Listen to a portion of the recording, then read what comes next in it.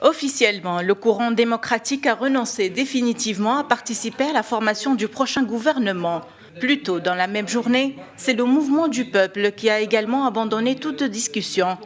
Ce double retrait complique considérablement la charge du chef du gouvernement qui n'a, selon la Constitution, que 60 jours pour former son gouvernement.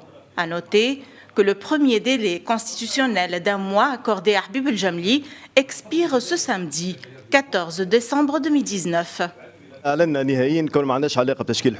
Nous avons décidé de ne pas participer au futur gouvernement. On ne peut pas gouverner avec le parti Nahda. Le parti Nahda a la main mise sur les ministères de l'Intérieur et de la Justice.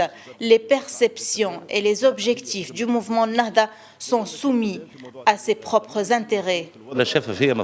Ce n'est pas de cette manière que l'on forme un gouvernement. Cela manque de transparence et d'indépendance.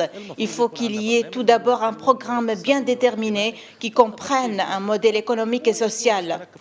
Selon plusieurs observateurs, le double refus pourrait conduire à une coalition gouvernementale fragile et à une crise politique. Il pourrait obliger Nahda à s'allier au parti Qalb Tounes de Nabil El-Karoui, pourtant soupçonné de corruption. Il ne faut en aucun cas se précipiter parce que nous veillons à ce que la prochaine formation gouvernementale soit compétente et capable de conduire le pays dans cette étape difficile. Nous soutenons les efforts déployés par le chef du gouvernement désigné pour former l'équipe gouvernementale. Et nous tenons une fois de plus à ce que l'équipe gouvernementale doit être neutre, non partisane et qu'elle doit être basée sur un programme clair économique et social.